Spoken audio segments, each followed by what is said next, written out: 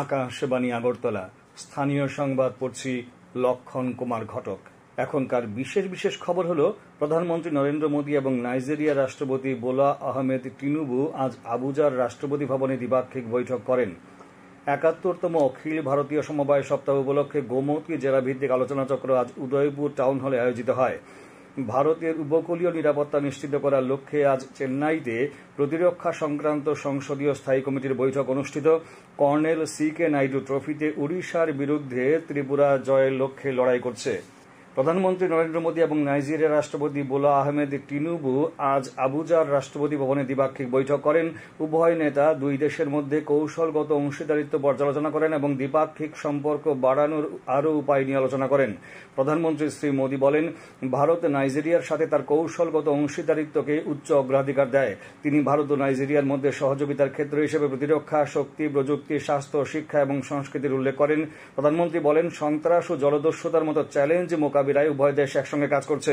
প্রধানমন্ত্রী শ্রী মোদী নাইজেরিয়ার রাষ্ট্রপতিকে grand commander of the order of the Niger GCN এর সম্মান দেওয়ার সিদ্ধান্ত নেওয়ার জন্য ধন্যবাদ জানান। শ্রী মোদী বলেন, এই সম্মান কেবল তাঁর জন্য নয়, সমস্ত ভারতীয়দের জন্য সম্মান। তিনি ব্রিক্সের অংশীদার দেশ হওয়ার জন্য নাইজেরিয়াকে অভিনন্দন জানান।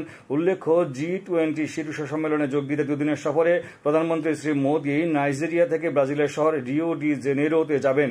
তৃতীয় এবং শেষ পর্যায়ে প্রধানমন্ত্রী শ্রী মোদী 19 থেকে 21 নভেম্বর গায়ানায় রাষ্ট্রীয় সফরে যাবেন। রানীর বাজার বৃদ্ধনগর CNG স্টেশন সংলগ্ন এলাকায় নবনির্মিত নেশা মুক্তি কেন্দ্রের উদ্যোগে আজ এক মেগা স্বাস্থ্য শিবিরের আয়োজন করা হয়। শিবিরের উদ্বোধন করেন বিধায়ক ব্রতন চক্রবর্তী। তিনি বলেন, এই ধরনের নেশা মুক্তি কেন্দ্রের মাধ্যমে অসংখ্য তরুণ তরুণীদের জীবন রক্ষা পাবে। এই দিনের স্বাস্থ্য শিবিরে বিভিন্ন রোগের চিকিৎসা পরিষেবা প্রদান করেন বিশেষজ্ঞ চিকিৎসকরা। সেই সাথে তাদের বিনামূল্যে ঔষধ বিতরণ করা হয়। বিধানসভার বিরোধী দলনেতা জিতেন্দ্র চৌধুরীর নেতৃত্বে CPIM বিধায়ক দল আজ আগরতলায় দক্ষিণ রামনগর গোলচক্কর এলাকা পরিদর্শন করেন। তিনি এলাকায় ক্ষতিগ্রস্ত পরিবারদের সাথে কথাবার্তা বলেন। পরিবারের পক্ষ থেকে তার কাছে 2 দফা দাবি সম্বলিত স্মারকলিপি তুলে দেওয়া হয়। দাবিগুলি তুলে ধরে শ্রী চৌধুরী বলেন, গোলচক্কর এলাকায় সরকারি জমিতে গৃহ নির্মাণ করে পুনর্বাসনের ব্যবস্থা করা, জীবন জীবিকা নির্বাহের জন্য নিশ্চিত আয়ের ব্যবস্থা করার জন্য তারা ন্যায়সঙ্গত দাবি জানিয়েছে সরকারের কাছে। ৭১তম অখিল ভারতীয় সমবায় সপ্তাহ উপলক্ষে গোমতী জেলা ভিত্তিক আলোচনাচক্র আজ উদয়পুর টাউন হলে অনুষ্ঠিত হয়।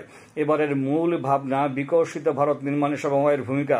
এই আলোচনা সভার উদ্বোধন করেন গোমতী জেলা পরিষদের সভাধিপতি দেবল দেবরায়। আলোচনা সভায় উদয়পুর পৌর পরিষদের চেয়ারম্যান শীতলচন্দ্র মজুমদার বলেন, গোমতী জেলায় ৩২৬টি সমবায় সমিতি রয়েছে। সঠিক লক্ষ্যে কাজ করে গেলে সমিতির উন্নয়ন সম্ভব। সমবায় আন্দোলনের মাধ্যমে বিকশিত ভারত নির্মাণে এবং ত্রিপুরা রাজ্যের সার্বিক বিকাশে সকল স্তরের সমবায়ের সদস্যগণকে অংশগ্রহণ করার জন্য ত্রিপুরা রাজ্যের সমবায় দপ্তরের পক্ষ থেকে আহ্বান করা হয়েছে। গোটা দেশের সঙ্গে 59 জেলাতেও আগামী 4 ডিসেম্বর অনুষ্ঠেয় পরখ রাষ্ট্রীয় সর্বেক্ষণের প্রস্তুতি চলছে।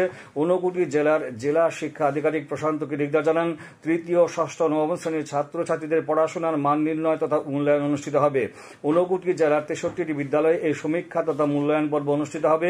এক্ষেত্রে CBSE পরিচালিত বিদ্যালয়গুলোর শিক্ষকরা থাকবেন পর্যবেক্ষক হিসেবে।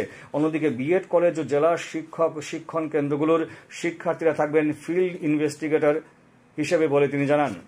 ত্রিপুরা গভর্নমেন্ট পেনশনার্স অ্যাসোসিয়েশন নামে একটি সংগঠনের আত্মপ্রকাশ করেছে। আজ আগরতলার জ্যাকসন গেটস্থিত ত্রিপুরা সরকারি কর্মচারী ফেডারেশনের কেন্দ্রীয় কার্যালয়ে রাজ্য সরকারি অবসরপ্রাপ্ত কর্মচারীদের দাবি দেওয়া আদায়ের লক্ষ্যে এই সংগঠন গড়ে তোলা হয়েছে। অ্যাসোসিয়েশনের প্রধান উপদেষ্টা হিসেবে মনোনীত হয়েছেন সমর রায়।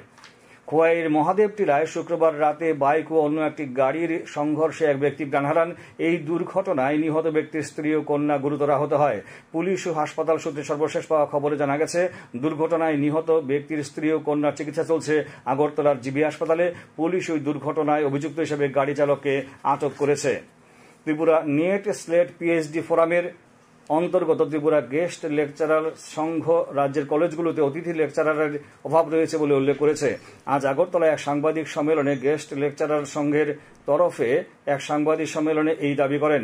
সংঘের সাধারণ সম্পাদক সুমন আলী সাংবাদিক সম্মেলনে জানান, UGCর নিয়ম অনুযায়ী রাজ্যে 25টি সাধারণ ডিগ্রি কলেজ ও 5টি বৃত্তিমূলক শিক্ষা প্রতিষ্ঠানে 2100 জন শিক্ষক প্রয়োজন। বর্তমানে কর্মরত হয়েছেন মাত্র 388 জন। খবর প্রচারিত হচ্ছে আকাশবাণী আগরতলা কেন্দ্র থেকে। ভারতের বিস্তীর্ণ সামুদ্রিক সীমানা বরাবর উপকূলীয় নিরাপত্তা নিশ্চিত করার লক্ষ্যে ভারতীয় কোস্ট গার্ডের কাজ পর্যালোচনা করতে আজ চেন্নাইতে প্রতিরক্ষা সংক্রান্ত সংসদীয় স্থায়ী কমিটির বৈঠক অনুষ্ঠিত হয়। প্রতিনিধি দলের নেতৃত্বে ছিলেন রাধামোহন সিং। তিনি প্রতিরক্ষা মন্ত্রণালয় এবং ভারতীয় কোস্ট গার্ডের আধিকারিকদের সাথে অনুষ্ঠিত বৈঠকে সভাপতিত্ব করেন। ভারতীয় কোস্ট গার্ডের মহাপরিচালক এস পরমেশ দেশের উপকূলীয় নিরাপত্তা চ্যালেঞ্জ মোকাবেলায় কর্মক্ষম ক্ষমতা, কৌশলগত উদ্যোগ এবং প্রস্তুতির একটি বিস্তৃত রিপোর্ট পেশ করেন। আলোচনায় ভারতীয় সামুদ্রিক স্বার্থ রক্ষার চলমান প্রচেষ্টা, বিভিন্ন অংশীদারদের সাথে সমন্বয় উন্নত করা এবং সামুদ্রিক নিরাপত্তা নিশ্চিত করার প্রক্রিয়া বৃদ্ধি করার উপর দৃষ্টি নিবদ্ধ করা হয়েছে। মহাপরিচালক কমিটিকে কোস্ট গার্ড অপারেশনের বিভিন্ন দিক সম্পর্কে অবহিত করেন, যার মধ্যে রয়েছে বিস্তৃত নজরদারি ব্যবস্থা, উন্নত জাহাজের বহর এবং অবৈধ মাছ ধরা, চোরাচালান এবং মানব পাচারের মতো সামুদ্রিক নিরাপত্তা হুমকি প্রতিরোধের ভূমিকা। কমিটির সদস্যরা ভারতীয় কোস্ট গার্ডের সাম্প্রতিক সাফল্যের প্রতি সন্তোষ প্রকাশ করেন। তারা ভারতের 11,098 কিলোমিটার উপকূল রক্ষা এবং গুরুত্বপূর্ণ সামুদ্রিক বাণিজ্য রুটের নিরাপত্তা নিশ্চিত করতে ভারতীয় কোস্ট গার্ডের সক্রিয় ভূমিকার প্রশংসা করেন। প্রধানমন্ত্রী নরেন্দ্র মোদী বালাসাহেব ঠাকরের মৃত্যুবার্ষিকীতে তার প্রতি শ্রদ্ধা জানিয়েছেন। এক বার্তায় শ্রী মোদী বলেন, বালাসাহেব ঠাকরে ছিলেন একজন দূরদর্শী, যিনি মহারাষ্ট্রের উন্নয়ন এবং মারাঠি জনগণের ক্ষমতায়নে কাজ করেছেন। তিনি বলেন, বালাসাহেব ঠাকরের সাহসী কণ্ঠ এবং অটল চেতনা নতুন প্রজন্মকে অনুপ্রাণিত করে চলেছে। আকাশবাণী বিলোনিয়ার সহযোগিতায় গতকাল সাবরুম মাইকেল মধুসূদন দত্ত কলেজে কলেজ ক্যাম্পাস শীর্ষক এক ব্যতিক্রমী অনুষ্ঠানের আয়োজন করা হয়। মত বিনিময়ের উদ্দেশ্যে আয়োজিত এই অনুষ্ঠানে প্রথম ও পঞ্চম সেমিস্টারের ছাত্রছাত্রীরা অংশগ্রহণ করে। অনুষ্ঠানের প্রথম পর্যায়ে ছিল মত বিনিময়, কলেজ তথা বর্তমান শিক্ষা ব্যবস্থার বিভিন্ন দিক ও দ্বিতীয়ত পর্যায়ে কুইজ প্রতিযোগিতা, বিষয়বস্তু স্বচ্ছ ভারত মিশন, কেন্দ্রীয় রাজ্য সরকারের শিক্ষা তথা ছাত্র ছাত্রীদের স্টাইপেন্ড সহ বিভিন্ন প্রকল্প, স্বাস্থ্য ও পরিবেশ দূষণ। আলোচনায় রেডিও, তার গুরুত্ব, বর্তমান আধুনিক বিশ্বে এখনও তার প্রাসঙ্গিকতার কথা আলোচনা হয় এবং সকলকে এই রেডিও শোনার আহ্বান জানানো হয়। এ ধরনের উদ্যোগ আরও হবে বলে জানিয়েছেন আকাশবাণী বিলোনিয়ার আধিকারিকরা। নেরিস্ট ত্রিপুরা চ্যাপ্টারের প্রাক্তনীরা আজ সদরের সান্ধ্যনিড়ি বৃদ্ধাশ্রমে নিত্য প্রয়োজনীয় খাদ্য সামগ্রী, অন্যান্য প্রয়োজনীয় সামগ্রী প্রদান করেন। অনুষ্ঠানে প্রাক্তনীদের মধ্যে উপস্থিত ছিলেন ত্রিপুরা গ্রামীণ ব্যাংকের আধিকারিক দীপজয় সরকার, সপ্তর্ষি পাল, স্টেট ব্যাংকের রজতকান্তি শাহ সহ আরও অনেক প্রাক্তনীরা। আয়োজকদের পক্ষ থেকে আগামী দিনেও এই ধরনের সামাজিক কাজকর্ম সংগঠিত করা হবে বলে জানিয়েছেন। পূর্ব থানার পুলিশ আজ প্রতাপগড়ে এক নেশা কারবারির কাছে তল্লাশি চালিয়ে 35 গ্রাম হেরোইন বাজেয়াপ্ত করেছে। থানার ভারপ্রাপ্ত অফিসার রানাচার রাজ্যে জানান, অভিযুক্ত নেশা কারবারিকে গ্রেপ্তার করা হয়েছে। এই ঘটনায় এনডিপিএস আইনে মামলা নিয়ে ঘটনা তদন্ত করা হচ্ছে। তিনি আরও জানান, উদ্ধারকৃত হেরোইনের মূল্য প্রায় 5 লক্ষ টাকা। শ্রোতা বন্ধুরা, আকাশবাণীর সংবাদ সহ বিভিন্ন খবরের বিস্তৃত আপডেট পেতে লগ ইন করুন www.newsonair.com এবং নিউজ অন এআইআর অ্যাপ এবং টুইটার ও ফেসবুক প্ল্যাটফর্মে এআইআর নিউজ অ্যালার্টস।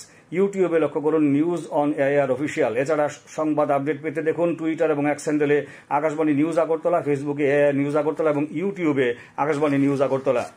প্রধানমন্ত্রী নরেন্দ্র মোদী আগামী 24শে নভেম্বর রবিবার সকাল 11টায় আকাশবাণীর মন কি বাত অনুষ্ঠানে দেশ বিদেশের জনগণের সঙ্গে মত বিনিময় করবেন। এটি হবে মন কি বাতের 116তম পর্ব। প্রধানমন্ত্রী জনগণকে তাদের সুচিন্তিত চিন্তাভাবনা মন কি বাত এসে জানানোর আহ্বান জানিয়েছেন। মাই গভ ওপেন ফোরামে এবং নমো অ্যাপে জনগণ তাদের মতামত পাঠাতে পারবেন। এছাড়াও টোল ফ্রি নম্বর 1800117800 নম্বরে কল করে হিন্দি বা ইংরেজিতে মতামত রেকর্ড করানো যাবে। এছাড়াও 1922 নম্বরে মিস কল দিলে যে লিঙ্ক পাওয়া যাবে তাতেও SMS করা যাবে। আগামীকাল আকাশ অংশত মেঘাচ্ছন্ন থাকবে, ভোরের দিকে কুয়াশা পড়বে। দিনের তাপমাত্রা সর্বোচ্চ 30 ডিগ্রি সেলসিয়াস এবং সর্বনিম্ন 20 ডিগ্রি সেলসিয়াসের কাছাকাছি থাকবে। আজ দিনের সর্বোচ্চ তাপমাত্রা ছিল 29.5 এবং সর্বনিম্ন 19.4 degree Celsius. Colonel CK Naidu trophy অনূর্ধ্ব 23 বছরের ক্রিকেটের 4 দিনের খেলায় স্বাগতিক ওড়িশার বিরুদ্ধে ত্রিপুরা জয়ের লক্ষ্যে লড়াই করছে। ওড়িশার সুন্দরগড়ে অনুষ্ঠিত খেলায় 4 উইকেটে 35 রান থেকে দ্বিতীয় ইনিংসে খেলতে নেমে আজ ওড়িশা সবকটি উইকেট হারিয়ে 123 রান সংগ্রহ করে। জয়ের জন্য 150 রানের লক্ষ্যে নেমে রাজ্যদল দ্বিতীয় ইনিংসের তৃতীয় দিনের শেষে 6 উইকেট হারিয়ে 101 রান করে। এর আগে ওড়িশা প্রথম ইনিংসে 117 রানের জবাবে রাজ্যদল প্রথম ইনিংসে 131 রান করেছিল। জয়ের জন্য রাজ্যদলের প্রয়োজন আর মাত্র 49 রান।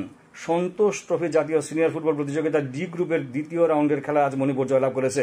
অপর খেলাটি ড্র হয় উমাকান্ত মিনি স্টেডিয়ামে। বিকালে অনুষ্ঠিত খেলায় ত্রিপুরা গোলশূন্য ড্র করে সিকিমের সাথে। এর আগে সকালে অনুষ্ঠিত খেলায় মণিপুর 2-1 গোলে মিজোরামকে হারিয়ে দেয়। শেষ করার আগে বিশেষ বিশেষ খবরগুলো আরেকবার পড়ছি। প্রধানমন্ত্রী নরেন্দ্র মোদী এবং নাইজেরিয়ার রাষ্ট্রপতি বোলা আহমেদ টিনুবু আজ আবুজার রাষ্ট্রপতি ভবনে দ্বিপাক্ষিক বৈঠক করেন। 71তম অখিল ভারতীয় সমবায় সপ্তাহ উপলক্ষে গোমতী জেলা ভিত্তিক আলোচনা চক্র আজ উদয়পুর টাউন হলে আয়োজিত হয়। ভারতের উপকূলীয় নিরাপত্তা নিশ্চিত করার লক্ষ্যে আজ চেন্নাইতে প্রতিরক্ষা সংক্রান্ত সংসদীয় স্থায়ী কমিটির বৈঠক অনুষ্ঠিত। কর্নেল CK নাইডু ট্রফিতে ওড়িশার বিরুদ্ধে ত্রিপুরা জয়ের লক্ষ্যে লড়াই করছে। স্থানীয় সংবাদ আজকের মতো এখানেই শেষ হলো।